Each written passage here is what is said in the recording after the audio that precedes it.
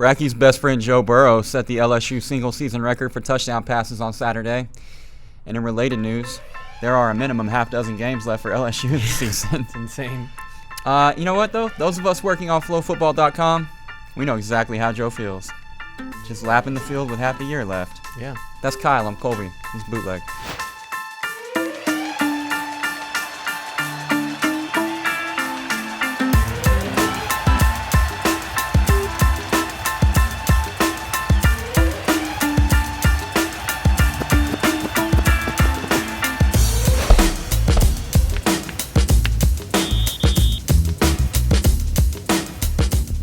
On today's show, I honestly have no idea what we're talking about. I sent Kyle I sent you a list of like 25 things, and my thought was, when you got the list, you would either like power rank them or eliminate some, and instead, I thought you wanted to talk about all of them. So you just like them all. All right, let's go. Yeah, they all look great. Yeah. So on that list, we'll work our way through it. We'll see how far we get before they kick us out of the studio. Mm-hmm. I do know that we'll have JMU's Rondelle Carter on the show. Heck yeah. Love Rondelle. Had a huge week for the Dukes last week, so it's a good time to talk to him ahead of a much-anticipated matchup with Towson on Saturday. So look forward to that. Before we do that, though, Miami was busy losing again on Saturday. As they do. As they do. This time to Pitt. But Tatham Martell wasn't busy at all. No, he wasn't. N'Kosi Perry played a bunch. Jaron Williams played a little.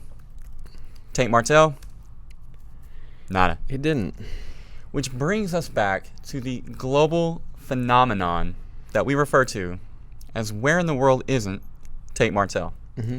And I can tell you one place he wasn't. He was not in Fayetteville, Arkansas. But he could have been. He could have been, because Razorbacks were getting obliterated by Auburn on Saturday. Ben Hicks played the entire game, which was super fun to watch. Really enjoyed that. Nick Starkel has proven to be so untrustworthy that he cannot even enter into a 500-0 blowout against Auburn. KJ Jefferson, John Stephen Jones, incredibly still nowhere to be found. Tate Martell can't be worse than what Arkansas is trotting out there at quarterback. You're not wrong. So, and being Chad Morris is apparently never going to put KJ in the game, ever. Mm-hmm. You can play Tate. Tate can play at Arkansas. You can, I was going to make some, like, play to Tate Bill reference there, but I couldn't think of a good one. You see what I'm saying? It's a good thought, though. Yeah. Okay, moving on. Good talk. I actually have clues, if you would like some clues. Oh, shit. I thought we were doing clues last time? Or, yeah, 2 weeks ago when we did it. They're not the best clues in the world, but I got a few of them for you if you want. You know what? Mine were so good last time, I didn't even need any. I just took the day off. No, for real. They were really good last time. These aren't great, but so instead of school clues, these are coach clues. But the coach is at the school that I'm saying he should be at. Does that make sense? Okay. Yes, I got it. Let's do it. Okay. This coach originally recruited Martell after he decommitted. I already know it. Yeah. I got this. Okay, say it. Can I run it after one? Go ahead. Because I actually thought this is where he's going to go all along. Arizona. No, it's actually not. Damn it. Got a little cocky there. That's good. So let me circle back to that point. Carry on. He committed to A&M, right? Yeah. He decommits. Mm-hmm. Then he did like a whole nother top 5 thing. Okay. I may have missed and that this second coach top 5 was thing. in that and was in the serious discussions of landing him. Okay. But he is no longer at that school he was recruiting him to. I'm going to get more specific as we go. Yeah, let's give me another one. Clue number 2. This coach has taken an interesting way to manage his roster this year. Damn you, Bracky. This is harder than I thought it would be. Interesting way of roster management. Yeah, so interesting how. I don't want to it's probably going to give it away now, but having some players maybe forego this season by not playing in more than 4 games. Got it. He could be at Houston. He could be at Houston because the final clue, country roads no longer take him home. And that was I wish I'd have played dumb and let you get to that. That would have really been great. It's all right. So you may say to yourself, well, Derek King was still there last year when he was looking to transfer. And he was. That is correct. Mm-hmm. But Tatham Martell is only a redshirt sophomore. He could have gone to Houston with Dana Holgerson, who Tate actually had West Virginia in his top 5 after cutting ties with A&M. Mm-hmm. And learned the Dana Holgorsen system, sat behind King for a year, and still had 2 years to play. Do you think that King would have redshirted this year if Tate were behind him? No, I don't. And by that I mean, do you think Holgorsen would have made De'Aaron King redshirt this year? No, I don't think we would have seen that. And then you have a whole year to get accustomed to the playbook. Yeah. Get accustomed to the offense. Dude, I dig it. I dig it very much. I was kind of like tongue-in-cheek with the Arkansas thing because for those people that didn't get the joke there, like obviously he's not going to transfer to Arkansas with Starkle and Hicks. But Houston would have actually been a good spot now that you lay it all out there like that. Dana would not have to be playing his son and getting caught on hot mic saying he can't effing coach this crap. Well, so all those things are true. The Arizona angle is what I thought you were doing because someone was at A&M and then you went to Arizona. No, that was where I connecting the dots there. You fit the guidelines of it. It was just a different coach. I liked Arizona when he announced his transfer because in addition to the Sumlin thing, like closer to home, out there in the desert, you know. I don't know if that matters to anybody ever, but seems like maybe that would be a factor. Khalil Tate obviously has the season, but like you said, he's just a redshirt sophomore. We don't know what Grant Gunnell is going to be at quarterback for Arizona. And as we've seen at the early stages of the year for the Wildcats, quarterback, not exactly also, a position of strength. Tate Martell gets hurt all the time. Or Khalil Tate gets hurt all the time. Yep. So you probably could have played some this year too. Yeah, and it would have been the same type of offense with Khalil and Martell in the game. So, yeah. He could be at Arizona. He could be at Houston. So those are 3 schools today where he could have been. Gave you 2 last week. We'll keep it going. Every week that he doesn't play snap. One thing that I brought up this morning that we could do, it's kind of the halfway point. Maybe last week was the halfway point. I don't know. It's half weekish or half season-ish. Our best and worst takes of the preseason, because we had some takes. We did. Some better than others. You want to start? I'm trying to decide. Okay. I think that you should start. Okay. I will start with my best ones. Let's do it. Which were that 2 of the transfer quarterbacks would be awesome. Okay. Justin Fields and Jalen Hurts. Nailed it. I said they would both be awesome, and in turn their teams would be awesome. And guess what? They have been. Everybody was awesome. I know people were worried because Jalen's not exactly the kind of quarterback that Baker and Kyler are, and can he fit in the offense, and da-da-da-da. And all he's done is be better than those 2. I'm going to play his way into the first round of the NFL draft, man. And then Justin Fields, it was like, oh, we saw a really small sample size at Ohio State, and he's just getting there in the spring, and da-da-da-da-da. He's like a top 4 quarterback in the country, and he could be in New York for the Heisman, and Ohio State's probably going to go undefeated and win the Big Ten. So agreed on all fronts. Now, where did I mess up? I said Notre Dame would not be a top 25 team when the season ended. I think that's probably going to be wrong. I said the same thing about Florida. So tough game against Michigan this week, but one that they should probably win. And then they're sitting at 6-1 with a very manageable schedule. Probably they could easily run the table the rest of the way and go 11-1, and at worst maybe 10-2. So I think 10-2 Notre Dame is going to crack the top 25. I do too. So hand up was wrong on that one. Okay, I can appreciate that. Yeah, appreciate that. It takes a big man to do that. It does. It's accountability right there on full display. My best. At no point, not even once, despite being on every magazine cover printed in the continental U.S. for like a solid month, did I ever buy in to the Sam Ehlinger Texas hype. Good for you, because I didn't either. I maintain that Ehlinger was a slightly above average quarterback on a little more slightly above average team, and that's exactly what we have here in Austin, Texas. Ehlinger's fine. He's like all Big 12 third team fine. And Texas is fine. They're like 8-4, 9-3, headed to the Alamo Bowl fine. They're like kick a field goal as time expires to beat Kansas is fine. Yeah, 50-48 over Kansas fine. They're fine. There's nothing wrong with Texas. They're pretty good. Yeah. They're all right. Sam Ehlinger, he's pretty good. Yeah. He does some nice things. You know what? He's not better than Jalen, and he's not a Heisman Trophy candidate, and he damn sure should not be mentioned in the same voice or the same tone in the same sentence as Colt McCoy or Vince Young. Oh my God, sickening. So disgusting. I'm really proud of sticking to my guns on the Ehlinger Texas thing. I did remember one thing I was I'm not sure if I said it on here, but I bought into like the Michigan Josh Gaddis hype. I think I probably did too. I really liked Harbaugh, and I thought that they really could have something with that defense, and I really expected like an offensive transformation like we've seen at LSU this year, because I thought Josh Gaddis could do that. And I don't know if it's him, if it's Harbaugh not all the way buying in, but there's just too much on talent on that offense for them to be what they are. Yeah, it's crazy. I mean, every week it's the same thing, right? Like, there's a desk in a studio somewhere in the country, and there's a bunch of dudes wearing makeup making a pick on a Michigan game, and they're picking Michigan more often than not because of the weapons they have on the outside, and everybody thinks this will be the week they turn the corner. This will be the week they turn the corner. Still waiting for that week where they turn the corner. Yeah, at least against Penn State, they clawed their way out of that hole, and it honestly should have been a tied game if Bell doesn't drop that pass in the end zone. No question, which I felt really bad for that dude because he played his ass off in that game, and then he's going to be defined by the one play, which that's a bummer. And he was really upset, and it's hard to see a kid that played as well as he did and takes it as hard as he did. It's also a totally different deal in 2019 to make that mistake. You do the same thing in 1999, you're cool. Yeah. Like, your friends are still going to be your friends, family's still going to be supportive. But now we have Twitter.com. Yeah. And so now when you make that mistake, people just bury you. Yeah. And it kind of sucks. Yeah, it's not fair at all.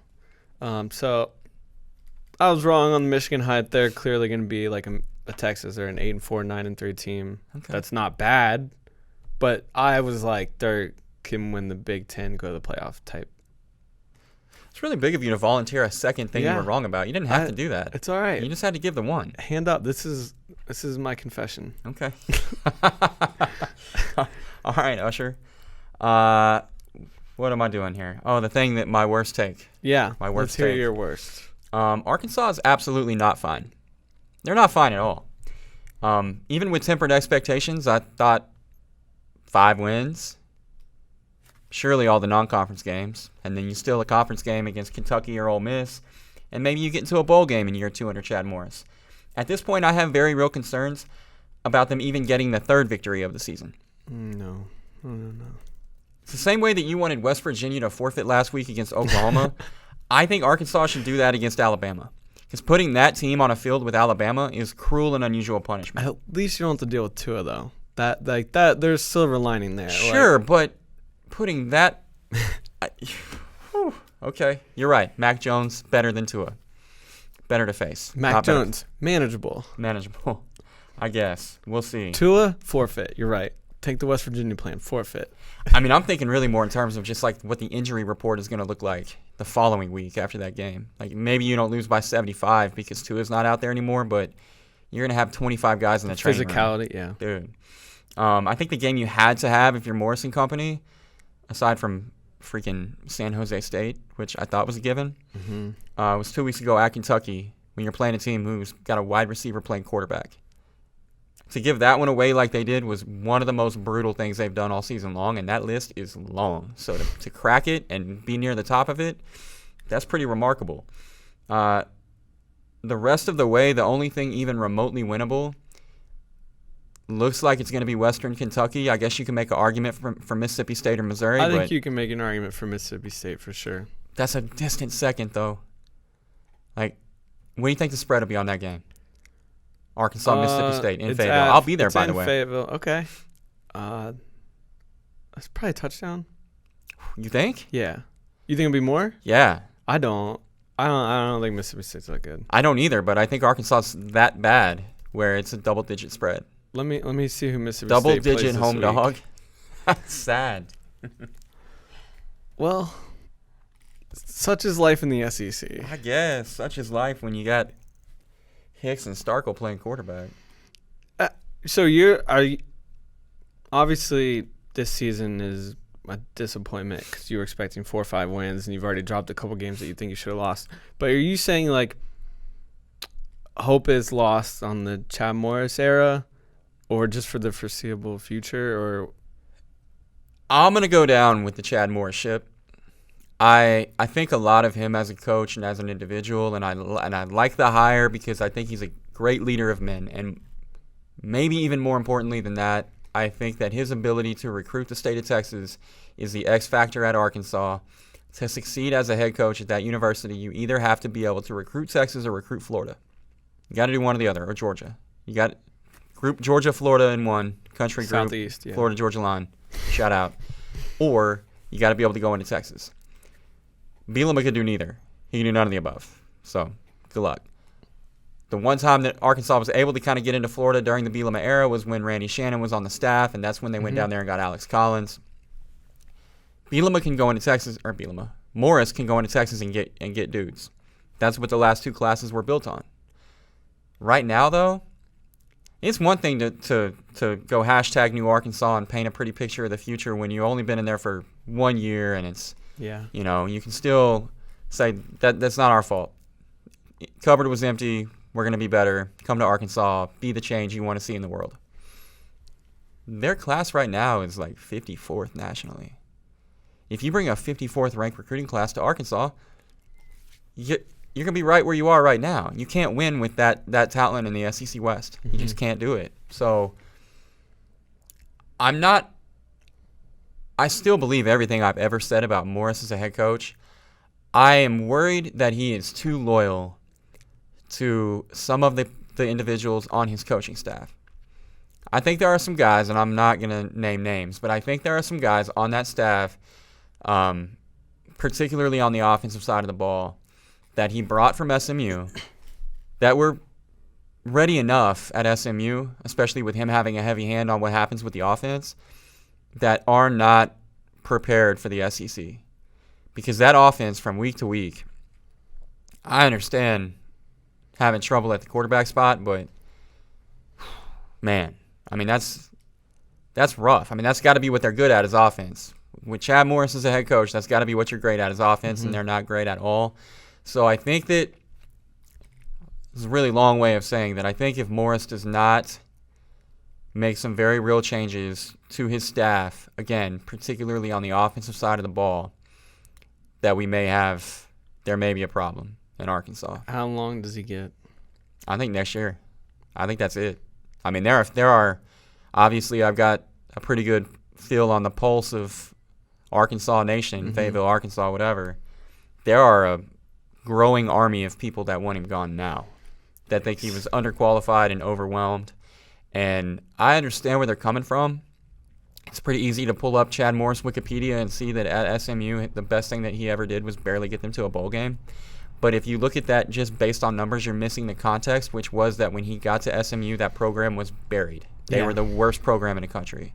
And he took them from being a worst program in the country, and on the shoulders of guys like Cortland Sutton and Trey Quinn, he put them in a bowl game in his last year there. And now if you look at SMU with the talent in the upper class, that's the talent that he brought there. So he's a great talent evaluator. He can recruit. It's just a matter of can he actually win games on the field with competition being what it is in the SEC West. And I would just say that you got to start to win some games because you can't keep selling hopes and dreams when you're competing against Auburn and LSU for all your players. Yeah. Because they're selling very tangible results right now. And that makes it really difficult on him. So I think that Yurachek would be nuts to fire him after year 2. I completely disagree with everybody who wants him out after year 2 because I think if you do that, you're handicapping the program for years to come. Completely agree with that. Regardless of who the next hire is. They're so far behind the 8 ball. I think that you are pushing the process back however long. But I do think that next year that's put up or shut up for him. And I think given that situation, he's got to make some changes and get some people around him that can handle the gravity of it all. Doesn't get much easier next year. No, I mean, it's never going to, right? I mean, like, that's the nature of being at Arkansas. And then when you throw Notre Dame into the mix, like this year, part of the reason I thought they could potentially get to 6 wins this year was because they were playing San Jose State, Western Kentucky, Colorado State, whoever the hell they opened the season against. Portland State. Thank you. Welcome. Next year, what do we got? Notre Dame, Nevada to open, Notre Dame, Charleston Southern, UL Monroe. But then, Okay. I mean, Nevada's no pushover in the opener. And Sure. then week 2, you go Notre Dame, and then what? Mississippi State, A&M back-to-back? Mm-hmm. And then you get a breather, in theory. And then you go Alabama, LSU, Tennessee, Auburn. Gosh. My God. Yikes. So, and the thing is, man, I really think they have to get to a bowl game next year. I think that's you can get a mulligan on year 2, but only if year 2 doesn't impact year 3. And the expectation is year 3, you're back in a bowl game. Yeah. So, I don't know. We'll see. Go Hogs. Go Hogs. You know what? I have just a transition for us. Did you see where Arkansas wideout, also known as dude who played in the NFL just long enough to get his Instagram profile photo, Greg Childs, tweeted that Arkansas should basically overthrow its football government and elect him head coach of their program? I saw people tweeting that he said this. I didn't see his original comments, but I did see people's reaction to this. I'll get Ephraim to throw it up. Yeah. It's it was something, man. Your thoughts on it? Man, as bad as it's been, I'm going to go out on a limb and say that Chad Moore is probably still a better option for Arkansas than Greg Childs. Mm-hmm. But it brings me to what I think is kind of an interesting question. Yeah, I like it. What former players across all of college football do you think should legit overthrow the current head coach at the end of this year and take over? That's tough. I have a list that I freaking love. So we can go back and forth or whatever you want to do here. I'm going to be honest with you. I thought we were doing, from one of our schools, pick a player from, West Virginia. I would choose somebody who, if I thought they could coach the team, a former player. I didn't realize we were. Oh, okay. That's what we're doing. Okay. I'm confused now. Why? Confused myself. I don't know. Because you said you have a whole list of them. Well, I do. Not Okay. from our schools. Any schools. Okay. Well, I just did West Virginia, I guess is what I'm saying. Well, that Because counts. I thought You know that's what? Hey, I have great news for you, Kyle. I have way more than enough material here for us to talk Perfect. about. But you can lead off. So I had 2 come to mind right away that I think would be really good. The first is Pat White, and he's already a college coach right now, but I think just the way he carries himself, he commands respect. He obviously knows the offense really well, and the state would be absolutely 100% behind him, whereas many other previous coaches, they have not been, and it has not helped that coach. And then the other would be Pat McAfee. That dude knows the game really, really well. West Virginia's got a couple of great options. I know. Honestly. I know. And you hear Pat on Thursday nights and his podcast, and he's on Get Up, and he's on all this stuff, and he knows the game really, really well, and he's breaking down. He literally probably got on TV because he was sitting there breaking down film on Sunday, NFL Sunday, just using his phone to record the TV. And then, can you imagine what kind of recruiter that guy would be? He's got this electric personality you just want to be around and hear and listen to. Absolutely. And he gave a speech to Cincinnati. He went out and visited them before one of their Thursday night games this year, and he gave a speech to him, and it was inspiring for me. And I have no ties to the Cincinnati program or anything, so I think he could just be a great motivator, leader of men. Yeah, I love it. And you know what? I'll play your game, and then we'll kind of run through some of That's the my bad. No, that's good. I like this. At Oklahoma, I would not dare suggest that anybody should ever replace Lincoln Riley. But you got a pretty good thing going there. But if Lincoln Riley were to leave Oklahoma to take over my beloved Dallas Cowboys, a scenario I would not hate, I think they should hire Sam Bradford as their next head coach. Okay. Sam's clearly got nothing else to do. He's in great health because he hadn't played a whole lot in a while. And he was the trigger man for what was at the time the most explosive offense in the history of Oklahoma football. He's been to national championship games as a player, but he's also been at the next level in the NFL in offenses that, in theory, maybe could have been very potent had he not been injured every 4.5 minutes of his life. So I think Sam is a pretty obvious choice as an ex-player candidate for head coach at Oklahoma. At Arkansas, I'm going to go Ryan Mallett. I'm just kidding. I'm not going to go Ryan. Clint Sterner, I actually love a lot. He's a great follow on Twitter, private quarterback coach there in Northwest Arkansas. Okay. And if he could lead Arkansas to the college football playoff, then maybe the only memory in everyone's head of Clint Sterner ever would not be him fumbling against Tennessee. We could have a new memory of Clint because it kind of sucks that he was as good as he was at Arkansas. And he was very good at Arkansas. In fact, that 98 team had a very real shot at playing its way to a national title if not for that unfortunate moment on the road at Neyland Stadium. Yeah. So Clint comes back, takes Arkansas to the promised land, and now we can all forgive and forget about that day in Knoxville. I've actually I've got a few now, but you go. Okay, like, so this got me thinking. Great, I love that. Michael Vick at Virginia Tech. Ooh, that's a good one. I love it. He was hired to be the offensive coordinator for the Atlanta Legends. He was. Of the Alliance. He was that for like 35 seconds. But he also played an intern for Andy Reid, so he's an Andy Reid disciple. Mm-hmm. And as we all know, as Doug Peterson has shown us and Frank Reich has shown us, being an Andy Reid disciple, that's huge. Yeah. So Mike Vick back to Virginia Tech. I love that one. That's a good one. I've also got Peyton Manning at Tennessee. That was one I literally just Sorry, thought of. man. No. You had this list prepared.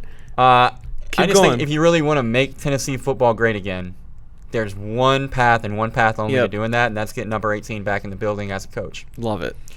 Vontae Davis at Illinois. Okay.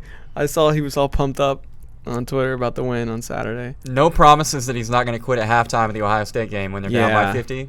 That could be an issue. But aside from like Dick Butkus and Jeff George? Red Grange. Okay. Aside from Red Grange, I think Red Grange is dead. He's got to be like the best former Illini player out there, right? Yeah, no, for sure. Honorable mention, though, to Juice Williams. Remember Juice? Oh, yeah. Juice was sneaky one of my favorite college quarterbacks of all time. He went into the horseshoe and beat Ohio State. Dude, he was that team, him, Aurelius Ben, Rashard Mendenhall, Illini. Rose Bowl team. They were almost great. Rose Bowl team. I know. I also Googled him just because I was wondering what he was doing. What's he up to? He's a financial advisor for Merrill Lynch in Washington, D.C. It sounds like he's doing well. Yeah. Wife works for Georgetown's law department. Yeah, he's doing well. So it's all worked out Wonder just fine if, for him. So. He goes by Juice in his Has to. Has to. You can't have like a cool nickname like that and not go by it. Dude, I'm giving a guy named Juice all my money. Yeah. Give me all that juice. Okay, I've got 1, 2, 3, 4. I've got 5 more. Do you have any other ones? Well, I was gonna say because I think we all know Tom Brady's nearing the end of his career here, and that might make a nice little transition to the end of the Harbaugh era in a year or two. It would make it hurt less. Yes. And then the other one that I thought of, actually, the other Manning, Eli to Ole Miss, because it appears his career is entering its final stages as well. I love that if for no other reason than I'd get to see Eli Manning face as a coach. Oh, he would make some ridiculous faces when they're just getting pounded by Alabama. It would be amazing, dude. Okay, I went Reggie Bush at USC. Oh, I love that one. You could go a number of directions at USC. Yes. I even thought about making a joke where they should hire Sam Darnold because he's seeing ghosts and he can't play in the NFL anymore. But I went Bush because I just adore the thought of USC's head coach being the same guy who they have to pretend never won a Heisman Trophy because he never had one of the greatest years in the history of college football. Wasn't he banned from there for a while? I think he was banned from campus unless he's working for Fox, I guess. Well, I think they lifted it. And did they put it back? I don't know. Maybe when he leaves, they put it back. Free Reggie. He's banned from campus whenever he's not there, but when he's there, he's not banned. That makes sense. Yeah. Okay. Doug Flutie at Boston College. They need some help right now. No one needs some Flutie magic like BC needs a little Flutie magic. And, I think that he could go in there. He knows football. Flutie's worked in TV as an analyst. Obviously, he knows the game from the quarterback spot. And, not for nothing, Dalen Menard, undersized quarterback. Flutie, undersized quarterback. Go in there and turn Dalen into the next Doug Flutie. It all works out just great. Although, Lil Birdie told me, Joe Moorhead, BC. Just no further detail. Just put that in the back of your mind. I'd heard Joe Moorhead Rutgers. Yeah, well, that's how I got to the Joe Moorhead BC tip. I brought up Joe Moorhead to Rutgers. And then I was told BC. Okay. I don't know. Just keep that in the back of your mind. Yeah. And if it actually happens, I think we can, you heard it here first. Yeah. I think we can both agree, probably nearing the end of his time in Starkville. I just don't think it's a great fit, it's man. Not. It's just not a great fit. I think it'd be best for both sides if they went in other directions. Honestly, and I don't... Look, is Moorhead a better coach than Brett Bielema? Yeah, probably. But it reminds me of that in that Bielema is a quality head football coach in the Big Ten, where he knows the landscape. He resonates with families that are aware of his career at Iowa, whatever. You could put him in the SEC, no one cares, and it doesn't work, and he can't recruit the South, and it's a big problem. Moorhead resonates in the Northeast. He knows the area really well. Not so much, apparently, in the South. Yeah. Okay, I got 3 more. Troy Aikman at UCLA. I love it. He's coaching at the Episcopal School of Dallas. Hard to say, ESD. Oh, really? Yeah, when he's not hanging out with Joe Buck on Sundays, Yeah. he's coaching at ESD. He, for some reason, Olivia thinks he's hilarious. I love him. We're watching like Thursday Night Football and stuff. Dude, he's ruthless. ruthless. He's ruthless. He was making fun of Cooper Kupp's dad for having like a cup of coffee in the NFL. Do you hear that? No. It was a few Thursday nights ago. He's like, oh, yeah, found out his dad was with the Cowboys for a couple cups of coffee or something. And he's like, if you're out there listening, Greg, like, miss you, man. It's like, dude, you saw him for like 2 weeks. What are you talking about? And then he was just trashing Flacco last week. I know. So that was when I realized, and then he was doing it again this week. I forget what he was even talking about, but I never really noticed when he has an axe to grind against a player. Like he will not stop. Like it is like subtle. I think he's just like getting a little bit older too. You know, like he's just like, I've been in this so long. Like they can't do it. Yeah, they can't do anything to me. But he also, if some gets him laughing, he'll just laugh for like 5 straight minutes, and Olivia thinks that's hilarious. Well, I don't know. Just random Troy Aikman thoughts. Yeah, there. I think Aikman goes to UCLA, makes a nice little career of it, and then our Lord and Savior Troy Aikman comes back to Dallas and leads the Cowboys back to the Super Bowl. Okay. There you go. Jay Cutler to Vanderbilt. Love it. Just think about it. Just watching Jay, Just the amount of dejected, the amount of F's he would not give. Oh my God. Like, he'd be a terrible coach for Vanderbilt. Oh, the worst. Horrible recruiter. I don't even know if he'd ever actually go visit anybody. I don't care. Absolutely. I don't think that he would actually do any of the things that a good coach does. But what he would do is provide constant entertainment on Saturdays, just watching him on and the at press conferences. How about, can we talk about Derek Mason's little, like, promo he cut after they beat Missouri? Did you hear it? We could talk about it, but I didn't see it. He was like, the silent reporter asked him after the game, like, oh, big win. What do you tell your team? You just lost at home last week here to UNLV by like 25. And how do you come out here and beat Missouri and Kelly Bryant? And he was like, he starts talking like, we're resilient, da da da. And then he was like, he gets all mad. And like, he's like, everybody says they want this job, but they don't really want this job. They don't know what it's about. They ain't in here working hard every day. And then just like ran off. It was awkward. Interesting. It's like, dude, you just lost last week at home to UNLV. Shut up. Is that in a tweet? We can find it. Oh, absolutely. Let's have Efren put that in the show. You know, it's been a rough patch, man. But I told my team this, and I want everybody to understand this. Okay, a lot of people want this job, so they think, but I'm the man that's built for this job. Every day, man, we grind. We grind. Don't question us. Don't question who we are, what we do, or how we play. We're Vanderbilt men. Commodores Aikman, Dad! Okay, last one. And then we'll move, because I noticed in conversation that there was one thing that you wanted to get off your chest, and we're not actually going to make it if we don't stop doing this. Okay. But Ray Lewis at Miami. Oh, my gosh. Pissed off for greatness? Pissed off for greatness. Because Manny Diaz is not pissed off for greatness, dude. He's pissed off. Not for greatness. Not for greatness. Yeah. No, he's just pissed off at Tim Martell Martell and shitty quarterbacks. Ray Lewis at Miami. I just want him at Miami so that we can mic him up for the pregame. Yeah. That's really all I need. I thought of one more real quick when Matt Campbell inevitably gets a bigger job and leaves Ames. Seneca Wallace. You're not going to not have Seneca Wallace as your coach. And I don't know if you noticed when they had game day there. Seneca. He was there. He was electric, dude. Yeah. Great personality. He'd be awesome in the living room. Could definitely talk mom and dad into letting his kid go to Ames. This is a recruiting pitch. You sit down in the living room, and Seneca pulls up his phone, and he shows that one run against Texas Tech. Plugs in the VHS. Yeah. Hits play. And he shows the one run where he ran like 85 yards for a 15-yard touchdown. Yeah. And he's like, you coming? Pretty good, right? I love it. Seneca to Iowa State. So, to recap, Seneca, Iowa State, Ray Lewis to Miami, Jay Cutler to Vanderbilt, Troy Aikman to UCLA, Doug Flutie to Boston College, Reggie Bush to USC, Vontae Davis to Illinois until halftime, at which point he's replaced by Juice Williams, who comes out of his financial advisor position to lead his alma mater, Peyton Manning at Tennessee, which for real, that'd be awesome. Yeah. And Michael Let's do Vick that at one. Virginia Tech, Pat White and or Pat McAfee at West Virginia. Maybe just go with both the Pats. Yeah. Let the Pats lead the way. Co-head coaches. And Then we had Eli Sam Bradford, half-ass at Oklahoma, Eli at to Ole Miss. Yeah. Clint Sterner at Arkansas, so we can all forget about 1998. Tom Brady to Michigan Tom in a Brady couple at years. Michigan. Yeah. Is that it? I think that's it. Yeah. Nailed it. Okay. So I wanted to ask you if Alabama's in trouble without Tua.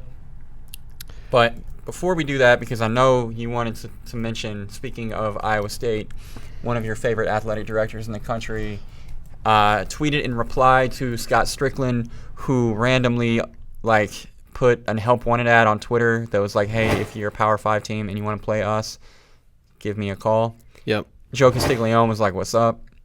That'll never happen because Florida doesn't want that smoke. But Iowa State's AD. So Iowa State's AD, decided to chirp back. And if you listened to the show last year, I have some problems with Jamie Pollard, but that's neither here nor there.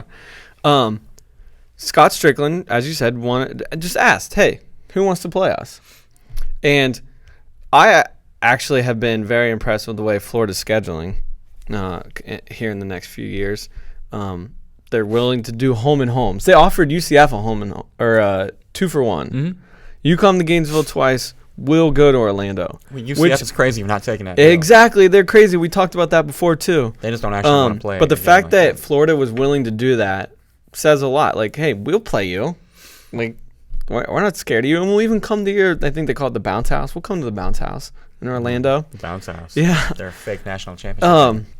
And Pollard kind of chirped back at Strickland and was like, why don't you guys play 9 conference games? Yeah, so we have 9. We play 10 Power 5 games a year because we play Iowa and 9 conference games.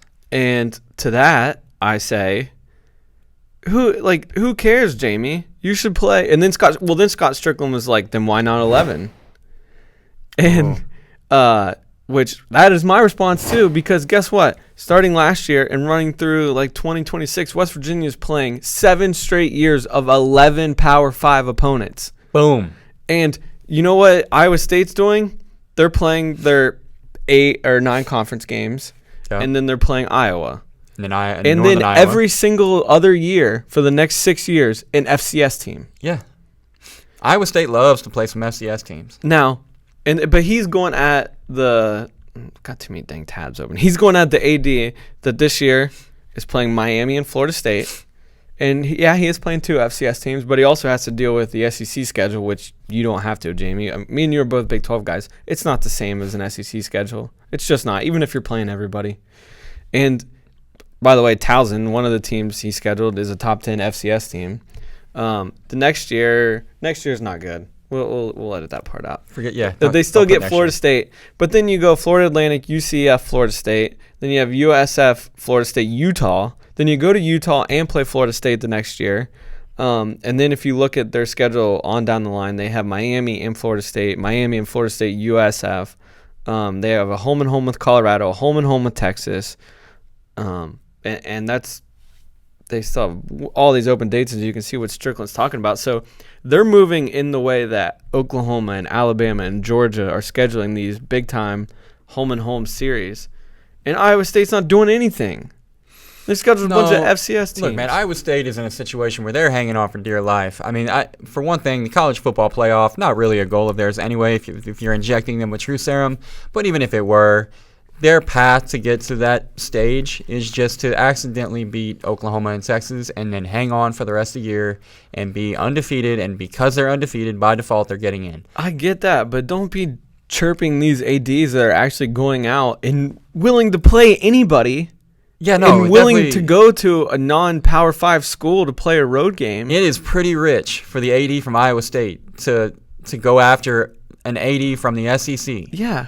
About playing another conference game when, oh, by the way, Iowa State, your conference games include Kansas and Texas Tech and TCU. Kansas State, K-State.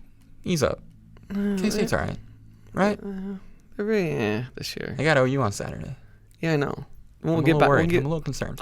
We'll get to that game in a minute. Not big scared, but just a little scared. You know what Iowa State's big challenge here coming up in their road schedule is, non-conference road schedule. They go to Athens, Ohio in 2023. Wow.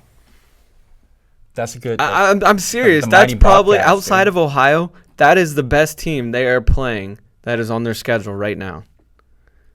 That's UNLV, UL Monroe, South Dakota, Northern is Iowa, remarkably weak. You're not wrong. UNLV, Southeast Missouri, Arkansas State, Bowling Green, Tulane. I mean, come on. Tulane in 2028. What's up? Tulane in 2028 and 2029. So for Jamie Pollard just to stick his nose out there and just try to take a cheap shot at the SEC, like, oh, you play 9 conference games. Dude, shut up. Stay in your lane. Shut up, Jamie. Stay in your Stay lane. in your lane. All right, we should definitely get to Colonial Time All right, before we yeah. forget about Colonial Time because we can't do that.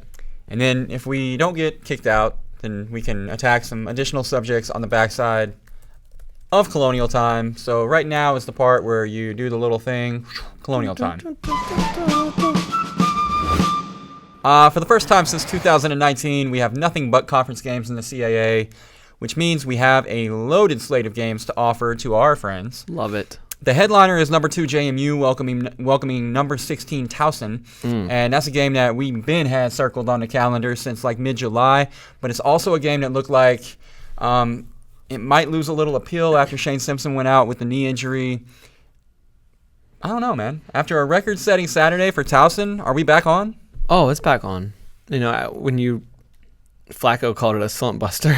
It was definitely that. It's funny that Bucknell's being called a slump buster. But anyways, he called a fellow FCS team a slump buster.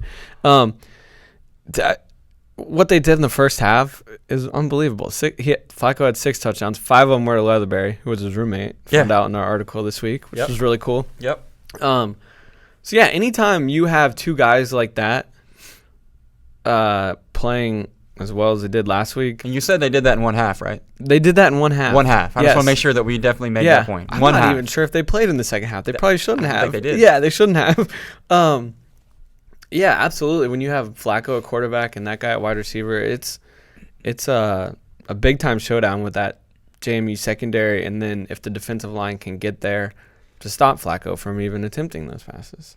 Right. So JMU took over sole possession of first place with a 38-10 victory against William & Mary. In that game, Ben DiNucci threw for 250 yards, 2 touchdowns. He ranks 4th in the FCS in completion percentage at just under 70%. That being said, you have to assume that it all comes down to Flacco and the TU passing game against JMU because the Dukes have held 7 of 8 opponents under 100 yards rushing, and they lead the FCS in rush defense.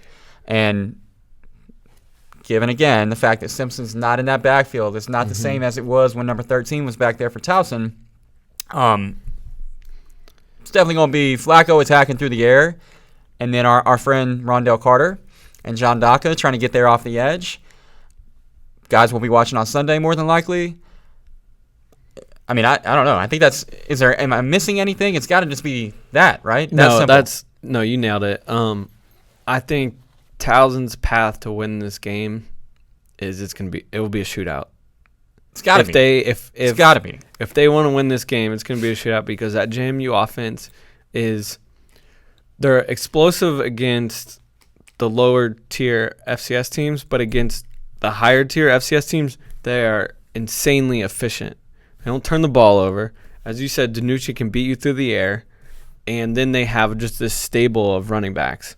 And I'm not sure I see the Towson offense being able to Towson defense being able to slow down that efficient offense. So if they run the hell out of the ball. Yeah, that's what I'm saying. So it'll have to be a shootout if Towson hopes to come out. But the thing is, they have the weapons and the team to do that. Like, they're built to do that. No question. So yeah, I mean, the onus is on Rashad Robinson and that secondary to make plays. But again, it's Daka and it's Carter. Can they get to the quarterback? And speaking of Rondelle Carter, we're lucky enough to have him on the show. So Rondelle Carter right now. Rondelle Carter, my man. Hey, thank you for joining me today, man. It's been a long time. Not a long time, but at least a month and some change since I saw you last. Yeah, man. I know. It's good to see you, man. I ain't know we was going to talk again. I'm glad to get to talk to y'all again, man. Well, you know, here's the beauty of being awesome is that I get to talk to you whenever you play good. So, you know, we probably could do it more often than we do. Honestly, I kind of temper it a little bit to give everybody else a chance to get on the show, I could have you on every week if I wanted to. I appreciate that, man. Hey, man, huge week for you last week. A career-high 10 tackles, 6 TFLs at William & Mary. The latter, the 6 TFLs, is most by any FCS player this season. Let's start there, man. What was it about your preparation for the Tribe, or maybe the way they tried to scheme you guys up, that allowed you to completely ruin their day? Yeah, well, our defensive coaching staff put in a good game plan for us. They did it to us though we ain't had to think too much. And you can't ask for nothing more than that as a ball player. You go out there, just get a game plan for you to go out there and play fast. You know what I mean? The week before, you had Doc. Doc would go off for 5.5 TFLs, and now then the next week, I don't know if they schemed them up differently or I don't know what it was, but I just know when we got out there, we were just playing so fast, everything was just contagious. So after he got the sack on the first play, after he did that, like, we knew from there, like, man, we got to ball out. You know what I mean? From there on out, all that stuff was just contagious at that point. Yeah, you mentioned John Daka. We've said on the show all season long that we think this is the best defensive line, not just in the CAA, but in the country, there at JMU. What is it like playing down the line from a guy like John? What is it that the two of you guys do to complement one another and disrupt the offense even more than if it was just one of you out there?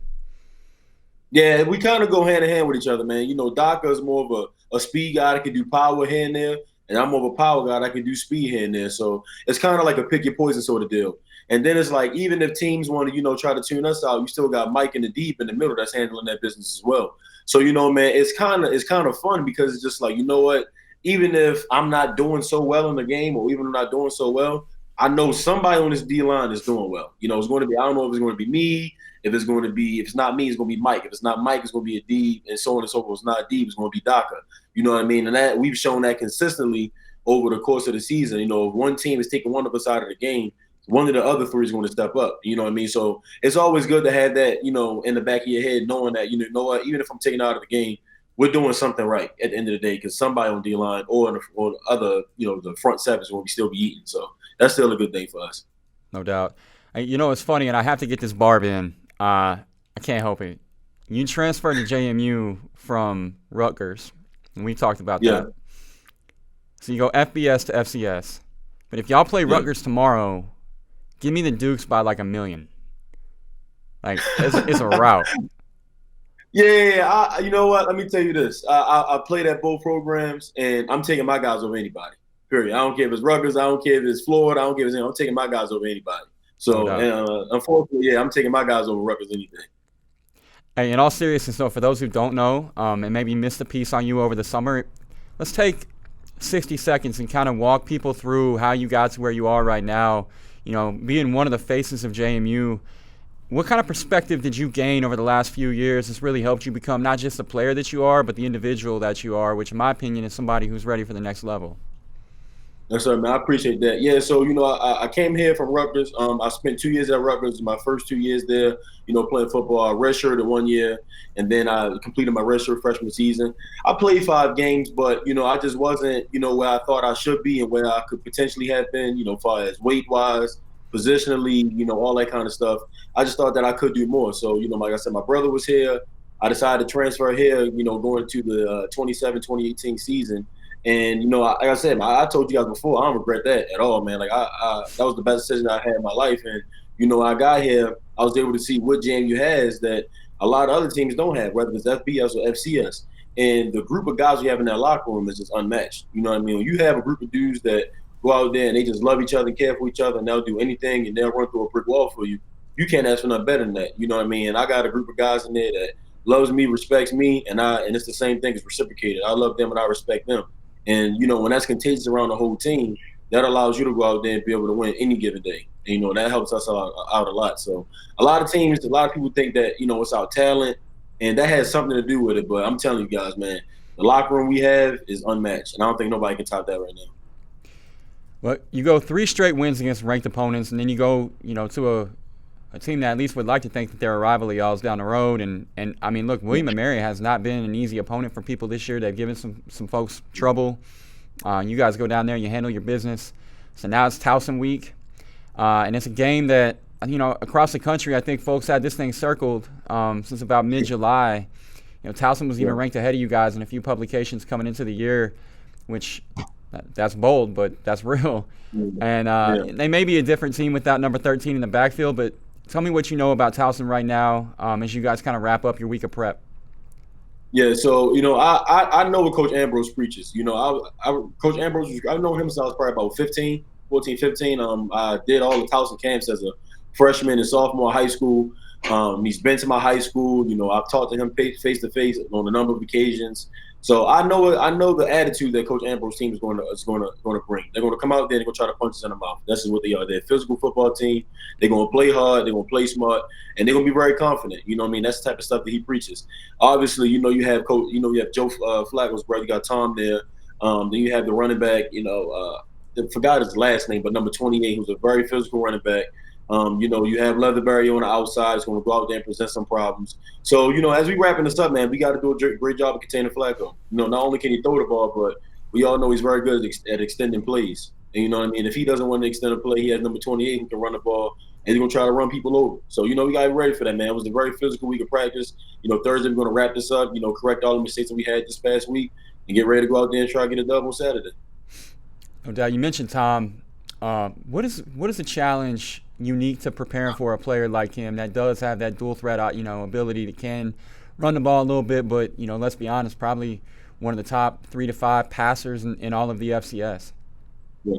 So, it's crazy. I talked to my guy, he was at Rutgers, obviously. Mm-hmm. So I talked to a few of my guys that was there, and they was telling me the stuff that he's doing in the games is the stuff that he was doing in practice there.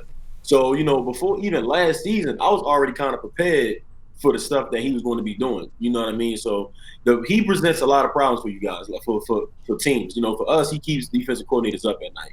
He's going to be a guy that can go out there and extend plays. He's going to throw the ball pretty well. And not only, he might not even want to run the ball sometimes. He might want to run around the pocket to still get a 30-yard gain down the field. So we got to be ready to go out there and contain this, man, because if not, he's going to go out there and get a lot of bombs on us. He's going to make us pay. Tom Flacco's not a guy you can go out there, you allow mistakes to happen. You cannot make mistakes on him because he'll make you pay for it. That's great insight. I think Rutgers might want a mulligan on that one too while they're at it. Hey, are you bummed out that you guys aren't wearing more uniforms this year? I saw an interview with Coach Cignetti the other day, and a local media person asked him why y'all weren't wearing more different helmets and uniforms and whatnot, and he said that school down south seems to do just fine in what they wear every week. Are you bummed out? You want to wear some different stuff? Nah, I mean, at the end of the day, we winning ball games. You know what I mean? Everybody, to the outside, obviously, we want to be wearing more uniforms. That's been tradition over the years. But, I mean, we're 7-1 right now. We're undefeated in the CAA. Right now, we got a good ball rolling. At the end of the day, man, I'm just happy that we winning. You know what I mean? I'd rather be, wearing one uniform and winning every game in the CAA than wearing a bunch of different ones, and it'd be a lot of toss-ups, in the week. So I'm good with what we're doing right now. I ain't going to lie to you. Yeah, hey, look, that traditional JMU look is clean anyway, so it's fine. Y'all look good. Hey, for real though, what we talked about it a little bit when I was there, playing for a new head coach. You're 8 weeks in with Cignetti. What's the experience been like in year one for him at JMU from your perspective? Yeah, so I've had, 4 coaches in 5 years, and, by far, he's one of the smartest coaches I've been around, 100%. He knows exactly what he's doing on all 3 phases. I'm not saying none of my other coaches didn't, but there's something different about Coach Cignetti. He's real calm, cool, and collected. He's never real rowdy, anything like that. He's calm at all points. Even if, if you look at the past games we played, like Villanova and Stony Brook, when we were down in those games, Coach Cignetti was calm and cool the whole time. You know what I mean? And that's something great to have, especially in a hostile situation like Stony Brook, for instance. I remember actually, right before overtime started, when we went out there, he told me what he wanted me to do at the coin toss. He was just like, "Are you having fun yet?" I was just like, of course I'm having fun. Even in a serious game like that, he still find a way to be calm and cool and poised, man. So I've learned that, and that actually helped me, grow this season. This entire time through every game, even if we, get down a touchdown or a team scores, there's no point in, getting all rowdy and stuff because he's calm the whole time, and that kind of stuff spreads throughout the whole team. No doubt. That's cool, man. That's cool. You having fun yet? Yeah, it is. That's real cool. All right, I'm going to let you out of here, but before I do that, I'm going to put you on the hot seat. The day before we were on campus was the night that Jimmy Moreland announced himself to the NFL and in Redskins preseason game. NFL guy or JMU guys flash all over the NFL all the time, though. That's not new. And it's no secret that, among the FCS, pro scouts are in Harrisonburg probably more than they're anywhere else.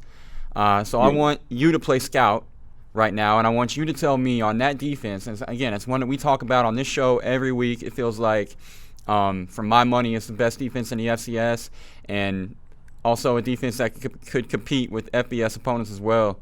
How many guys on that defense do you think, in your opinion, are pro guys? And by that, I don't just mean NFL, XFL, CFL, whatever. Pro guys on that defense, go. Right now.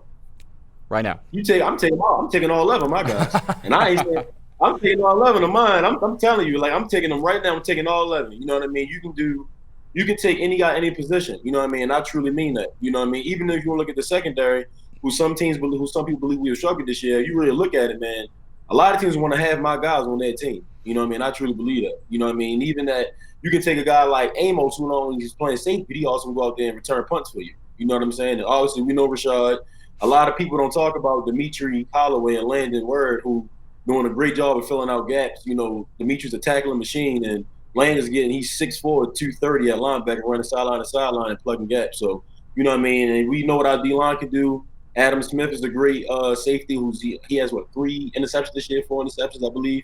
He's doing his thing, and then we also have corner Wesley McCormick and Torres Carroll, who's improved each and every week. So I'm taking all 11 of my guys right now. You would think somebody put ready. I'm taking all 11 of mine. All right, yeah, you crushed that. Look, man, you're one of my favorite players in all of college football. One of my favorite dudes to talk to. I really appreciate you hopping on the show with us this week. And Sub tells me it won't be the last time that we talk. I hope not, man. I appreciate that. Hey, man, best of luck this week and the rest of the way. We'll be following you guys all the way to Frisco. Rondelle Carter's a man. He's awesome. Dude, really good interview. I do a bad job of not playing favorites when it comes to Rondelle because he's legit, like, one of my favorite players to watch, but more importantly, just one of my favorite guys to have a conversation with. Really appreciate him being on the show. Shout out to Chris from JMU for hooking it all up. Here's the deal on Flow this week. We mentioned that we have 5 conference games. It's Richmond in Delaware. It's Elon in Rhode Island, William and Mary in Maine, Stony Brook, Villanova, Towson and JMU. All of those have one thing in common. Well, 2 things. They're CAA, and they're live on Flow. Correct. We've also got some great content that I want to point out. I do a bad job of that on here sometimes.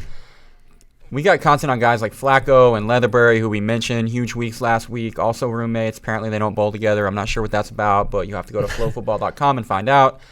Main freshman Joe Fagnano had a majorly awesome game, dude. Like, incredible debut for that dude. In his first start for the Black Bears. Insane. Yeah, absolutely. And then JMU's D'Angelo Amos, who another guy that we love to watch play. He impacts the game in about as many ways as humanly possible. Piece on him. I can keep going. That's just to name a few. Those are all up and live right now. So check that out and lock it into FloFootball.com or the Flow Sports app on Saturday for 5 conference rivalries. All right. Good stuff. Okay, so they haven't kicked us out yet. Let's keep going then. I feel like we've done a pretty good job to this point. Yeah. So the question is, do you want to keep it going and risk losing the perfect game, or do you want to shut it down right now? Let's go back out. Let's pitch another. Let's go back out. Yeah. Tua. Ankle. Yes. We've heard this before. Different ankle, though. It is. Is Alabama in trouble if Tua is not healthy in 2 weeks? Yeah. If Tua does not play against LSU, they will lose the game, I believe. That's what it's a really tricky spot for LSU because that's the only question. I think I said LSU. Tricky for Alabama because can you beat LSU with Mac Jones at quarterback, or can little brother step in and save the day for Tua? Because essentially that's the only reason that you need Tua back. Yeah. Because once the LSU game happens, there are 21 days of breathing room between you at that point and Auburn in the Iron Bowl. And the 2 opponents over that span, Western Carolina, probably going to be able to squeak that one out, and Mississippi State, you'll be fine. So you get Tua back this week, in 2 weeks, or you don't. But if you don't, do you lose to LSU? And if you lose to LSU, what are you playing for at that point? If you lose to LSU, there's a real possibility you're not in the playoff. I don't think LSU is going to lose. Right. So they run the table. They win the SEC. You just have to hope that as a one-loss team with a loss to LSU, you're in the playoff. Right. And you got to hope, you got to hope for chaos, really, in other conferences. Well, let me ask it a different way. If you're Alabama, is it worth rushing to a back, if that were the case, to try to beat LSU? Or do you just want to play Mac Jones, get to a legit healthy, and then even if you lose, hope that you get into the playoff as a one-loss team with a healthy Tua? No, I absolutely think you'd try to rush him back and get him ready for that LSU game, because I don't think you can risk playing Mac Jones against LSU. Now, if Tua's not ready, don't send a guy out there on a bum wheel to get him even more hurt. But let's say he is available, and I mean, more than likely, a 75 to 80% Tua is going to be better than 90% of the quarterbacks in college football. So you have to have a sense of urgency with this injury and playing him, because I don't think you can take the risk the way things are trending this year with an undefeated Oklahoma, with an undefeated Ohio State, with an undefeated Clemson. And then if LSU runs the table, or LSU runs the table until the SEC championship game, then loses to Georgia, then you're probably definitely on the outside looking in. Sure. So I don't think you can risk losing that game by not playing Tua if he could go. And keep in mind that LSU still has Arkansas on the schedule, so that anything happens in that game. You guys have a lot of opportunities here to really mess with this college football playoff. Well, don't worry, it'll be just fine. What else you want to do? What do we not do? You want to make some picks? We didn't do that yet. Cover 4. I got a couple picks for you. Well, you mentioned you had something on the K-State-Oklahoma game, so I didn't know if that was related to the cover 4 that we didn't do. Or okay. Do not fret, my friend. Oh, are we good? We're good. Oh, okay, good. Oklahoma, -24. Okay. You're right. This team's different. Jalen's different. I know Manhattan can be a tricky place, and has been for teams in the past, but I'm not worried about this game because this Kansas State team is not great. They're just not, and Oklahoma is a great team. So I'm laying the points with Oklahoma. Okay, I love it. I do think that this team is different. I do think it's a team that can go to a place like Manhattan and not be affected by K-State the way that some teams are when they go play there. And a lot of, Oklahoma teams in the past have had a tough go against K-State. Mm-hmm. So, but I think Jalen and Lincoln are just a different breed. I do too. So I don't actually have any picks because I didn't plan on doing this segment. So it's literally the Kyle Brackey cover however many. Okay. And then I know Kentucky continues to play a wide receiver at quarterback, and it didn't work out as well. No, it's harder when you're not Georgia. Playing Arkansas. But Missouri has been absolutely awful on the road this year. They've gone on the road twice, and they lost both games outright to teams they have no business losing to. Facts. Wyoming and Vanderbilt. They are still a 10.5-point favorite against Kentucky on the road. Give me Kentucky in the points. Okay, you can have it. And then my very good dog, I'm going back to the well. Tennessee at home, getting 4.5 against South Carolina. Is this an very good dog? This is an outright. It is outright. Wow. I'm trying for the first ever very good dog pick with the same team win twice in the same year. I don't think either of us have done that. It's unprecedented. Yeah. It's never happened in the history of the world. So look out for that one. This Tennessee team is actually improving. No, they definitely are. They are actually getting better. Yeah. I mean, I think Alabama wins last week anyway, but oh my God, did they get screwed in that game. Yeah, it definitely should have been a one-score game in the fourth quarter. Unreal. And you just look at the fight that they had. They beat Mississippi State the week before that. The Georgia score is a little misleading. That was a 14-7 game right before half, and then Georgia scored to make it 21-7, and then they got a quick turnover and scored right before half again. So that game kind of is a little misleading. The Florida game is what it is, but since that Georgia game, this team just fights harder. And being at home against a team that I think is actually pretty on par with them in South Carolina. Mm-hmm. Give me the Vols. Maybe they'll wear them orange breeches. I hope they wear them orange breeches. They should wear the orange breeches all the time until they lose. I just, you know what? Great. Because if Tennessee's playing well, they're playing Rocky Top a lot, and that's my favorite song in all of college football. It's good. All right, what else we miss? I think that's really all now. We nailed it now? Yeah. Okay. Game is over. Scale of 1 to 12. How would you rate our performance? It's 15. 15 on a scale of 1 to 12? Yeah, this was a no-hitter. All right. Well, then I guess the last thing left to do is just for you to inform the people what exactly is the key to running a bootleg. It's joining a naked.